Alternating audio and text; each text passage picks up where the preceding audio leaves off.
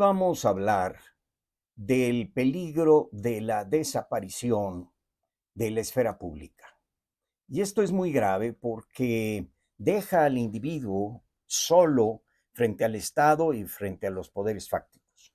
Algo muy parecido a lo que tuvieron que enfrentar los generales de la época posrevolucionaria y ellos que tanto criticamos hoy, supieron darle solución al problema. Ojalá nosotros le encontremos la cuadratura al círculo.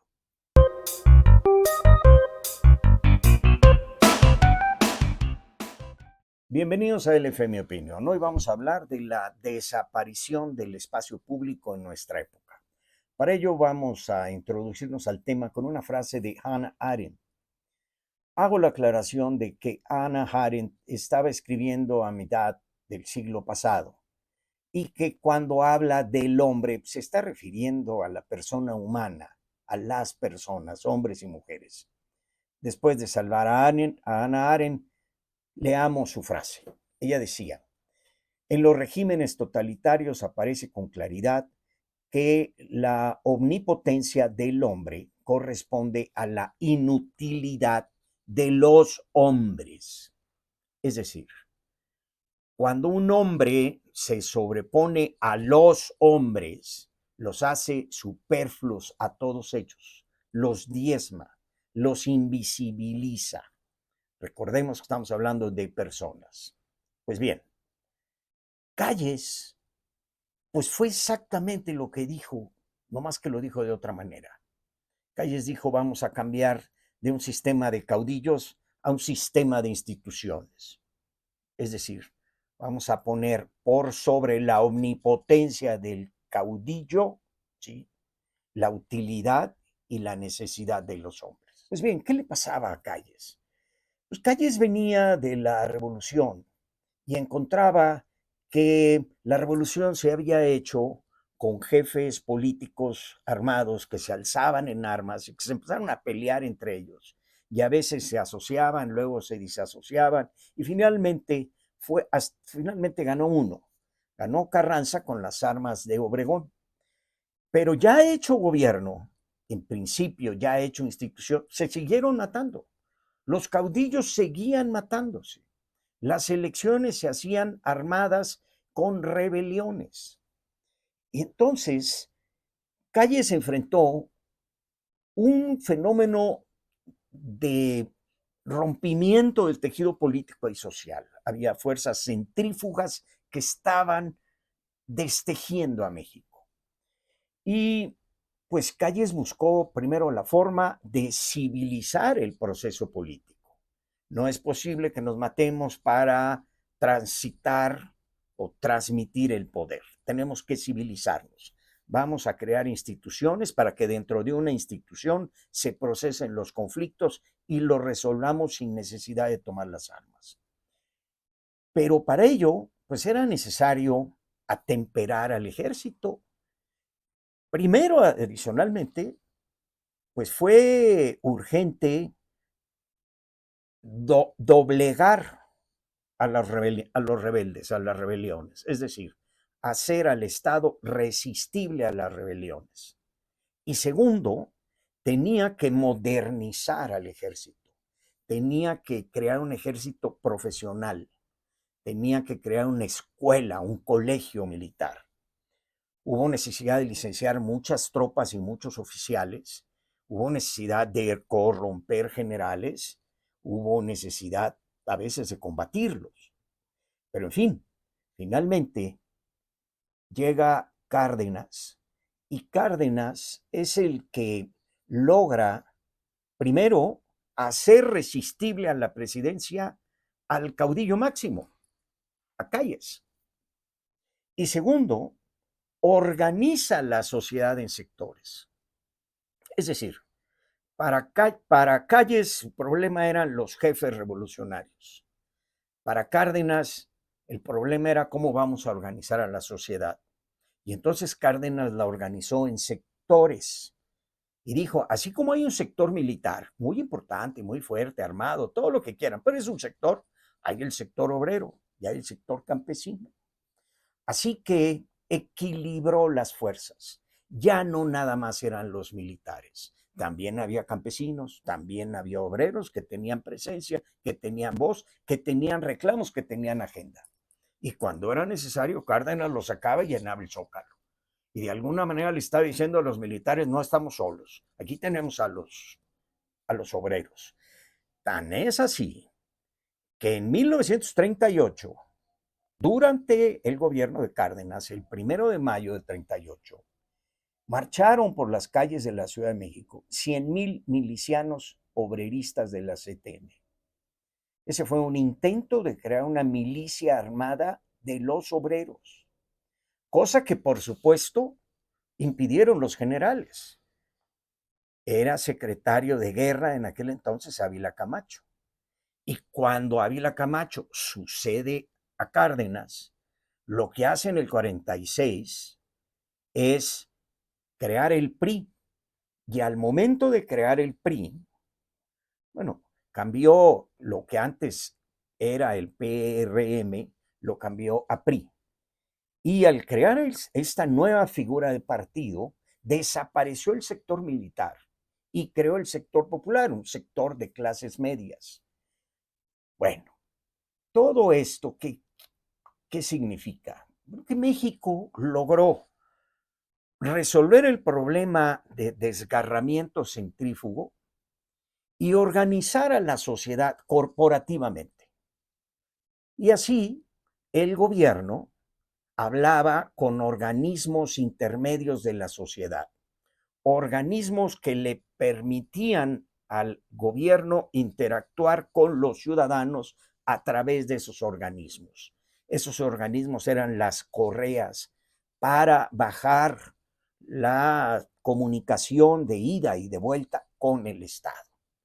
Y teníamos el sector obrero, el sector campesino, el sector popular.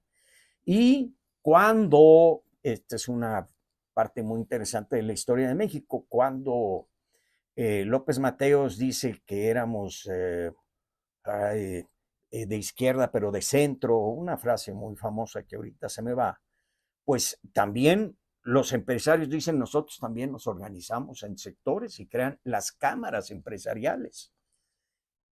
Así, bueno, pues el Estado mexicano, el gobierno mexicano, interactuaba con los empresarios, con los obreros, con los campesinos a través de las organizaciones que ellos mismos se habían dado. Bueno, pues eso se ha roto totalmente. Obvio, la sociedad es mucho más compleja hoy que 3 sectores o 4 sectores. Es mucho más diversa, mucho más compleja, mucho más rica. Esa organización ya no servía, pero hemos ido mucho más allá. El neoliberalismo parte de que no existen comunidades, existen individuos, nada más. El neoliberalismo no ve sociedades, agrupaciones, ve individuos y trata directamente con los individuos. Yo resuelvo los problemas en los individuos, a mí no me vengan con organizaciones intermedias. Pero curiosamente, eso es lo mismo que dice el populismo. Fíjese qué curioso. El gran enemigo del populismo, pues piensa igual que el populismo. El populista dice, yo no tengo más visión que del clientelismo individualizado. Yo no trato con organizaciones, porque las organizaciones, dicen, son corruptas. Entonces yo trato directamente con el individuo, para que el individuo además dependa directamente de mí. Un intermediario es un interés más en la cadena y a mí no me interesa, dice el populista. Pues bien, esto ha dejado al hombre solo frente al Estado. A eso tenemos que sumar la revolución tecnológica, lo que se llama el enjambre digital. Nosotros vivimos en un enjambre, pero no es una sociedad digital, es un enjambre. Y bien dice Byung-Chul Han, ese enjambre digital crea infoburbujas autistas. ¿Qué quiere decir eso? Ya lo he explicado en otros videos, pero rápidamente se los digo. El algoritmo va segmentando las audiencias según sus gustos, según sus características, y nos encierra en infoburbujas autistas que nada más hablan entre sí y se ven al espejo. No ven más allá, no ven al otro, no escuchan lo que los otros piensan. ¿Por qué? Pues nada más hablamos entre los que pensamos igual. Bueno, así que neoliberalismo, populismo y el mundo de las redes digital nos aísla y nos incomunica. Esto ha desintegrado la esfera pública. Y la esfera pública no es otra cosa que el espacio político donde los hombres convergemos, deliberamos, nos entendemos, creamos un propósito común y accionamos juntos. Es muy curioso porque hoy la comunicación no crea comunidad. Y surge, por ejemplo, con gran fuerza hoy en el populismo, la palabra pueblo. Bueno, pues habrá que decir que el concepto pueblo es una invención del pueblo judío, de los sacerdotes judíos de la época clásica. Ellos se enfrentaban a que, por ejemplo, en Grecia, pues lo que había era la ciudad-estado, la polis, que eran ciudadanos, individuos, ciudadanos, libres y en igualdad, que actuaban en concierto. Pero eso implicaba la pluralidad. Y ellos querían salir del atolladero de la pluralidad. Y entonces crearon un concepto y una imagen de una unidad singular, indivisible, una imagen, pues, que representaba a Abraham e inclusive al mismo Dios en toda una comunidad. No era, por lo tanto, la creencia y la libertad de cada uno de los miembros de esa comunidad, sino era la religión de todos en uno. Y así inventaron el concepto pueblo. Pero el concepto pueblo lo que estaba negando era precisamente la pluralidad y la diversidad de pueblo. Bueno, pues este concepto lo traen los populistas, ¿sí? A los totalitarismos y a los populismos para evitar precisamente la pluralidad y la libertad de los ciudadanos y hablan de pueblo. Y por eso dicen, yo ya no me pertenezco, yo pertenezco al pueblo. ¿Pero qué es el pueblo? Pues es un concepto que habla de una unidad que no existe porque en ese pueblo hay una diversidad de creencias, de pensamientos, de derechos, de necesidades. Pues así llegamos a López. López dice, yo ya no me pertenezco, y él dice que representa al pueblo, a la nación y a la patria. O sea, no se conforma con el pueblo, él es todo, es eh, casi una trinidad, pueblo, nación y patria. Pero, ¿qué es lo que hace López Obrador? Pues López Obrador lo que hace es romper con las organizaciones sociales, con las organizaciones ciudadanas, con las organizaciones empresariales y con cualquier comunidad.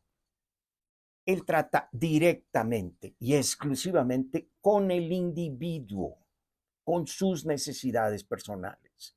Es más, va y le entrega el dinero a la abuelita, le entrega el dinero a la persona con problemas motrices, le entrega el dinero a la mamá y le entrega dinero al hijo becario, al niño.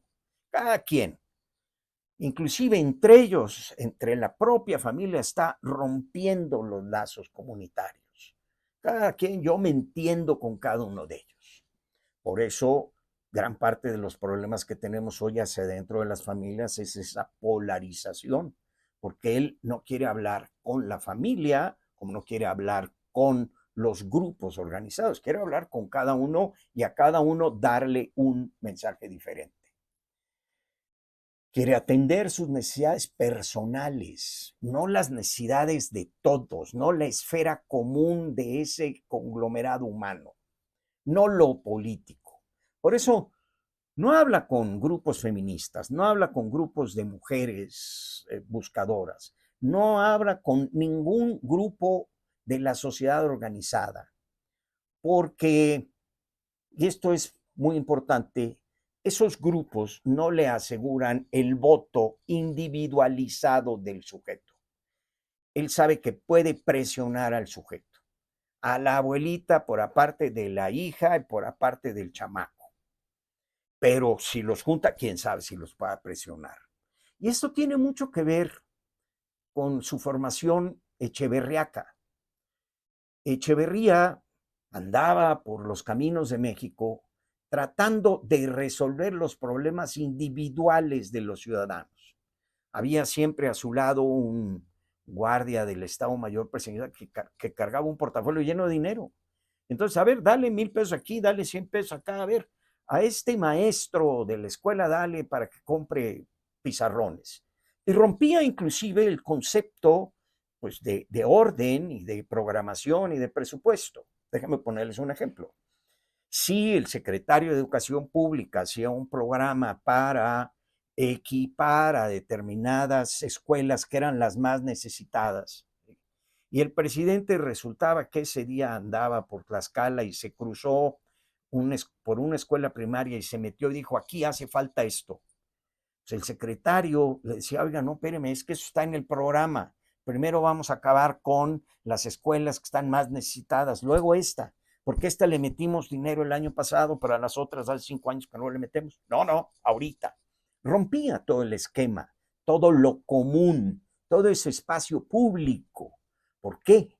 Porque anda resolviendo individualmente problemas que no se entrelazan en un continuo que permite ver el problema del conjunto.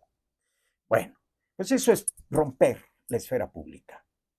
Y al romper la esfera pública, pues los que salen beneficiados son los poderes económicos, políticos y sociales, y principalmente los más ilícitos.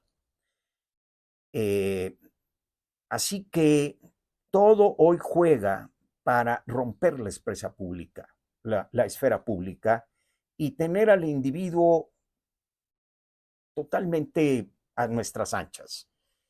Tanto el mundo digital como el mundo empresarial, como el mundo político, como el mundo del crimen organizado. No quieren sociedades organizadas, quieren individuos indefensos. Y esto también tiene que ver hacia adentro con nosotros. No nada más son aquellos que nos quieren individualizar, sino que nosotros mismos hacemos todo lo posible por, por no crear o por no defender esa esfera pública. Hemos perdido el discurso. El discurso es discurrir, es decir, ir por ahí viendo. Y al ir por ahí va uno encontrando cosas, y entre esas cosas pues va encontrando otro. Y al encontrarse a otro, pues se deriva de su camino original y se entretiene en algo que para él es nuevo y es novedoso.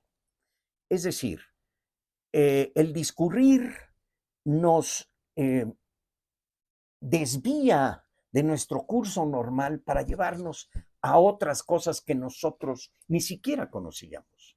Bueno, pues hoy no discurrimos. Priva la compulsión autopropagandística de adoctrinar con nuestras propias ideas al que se nos ponga enfrente. Yo no me salgo de mi script, de mi guión. La compulsión autopropagandística de adoctrinar con nuestras propias ideas. No deliberar, no construir una esfera pública. Y así, el mejor ejemplo que tenemos a la mano son los debates. Los debates presidenciales donde cada quien se echa su monólogo. Dice Ángel Verdugo que los debates presidenciales son unos conciertos de monólogos. La propia Claudia Sheinbaum, bueno, ni siquiera voltea a ver a la gente con la que le está hablando, a la que le está contestando. Es decir, hay una falta de deliberación y de discurrir, porque el discurrir implica al otro, y el otro implica un rostro, implica unos ojos, e implica ver al otro. No discursar y no discurrir es también no escuchar. Y hoy nadie escucha. Todo el mundo habla, pero nadie escucha. Vivimos en el culto de yo, no en el culto del otro. Bueno, pues todo esto es para ejemplificar que lo que estamos viviendo de otra manera que a principios del siglo pasado, pero es similar, es el desgarre del tejido político y social. Ya no hay caudillos que se levanten en armas, afortunadamente, aunque hay pues, crimen organizado que quizás está peor. Pero nos faltan ciudadanos porque no tenemos esfera pública. Pero no tenemos esfera pública porque nos faltan ciudadanos. Y a final de cuentas, porque hay un desdoro de lo político. De ahí que sea necesario ver hacia aquellos hombres. Y si ellos pudieron, a su manera y a su forma, y para esa sociedad que ya no existe, organizar de alguna manera la convivencia pacífica de los mexicanos, pues nosotros también tendremos que hacerlo y creo que tendremos posibilidades y además tenemos más capacidades porque ya tenemos un México muy diferente. Pero creo que tenemos que defender la esfera pública, tenemos que crear ciudadanos que la integren y que la defiendan y tenemos que recuperar y resignificar la política.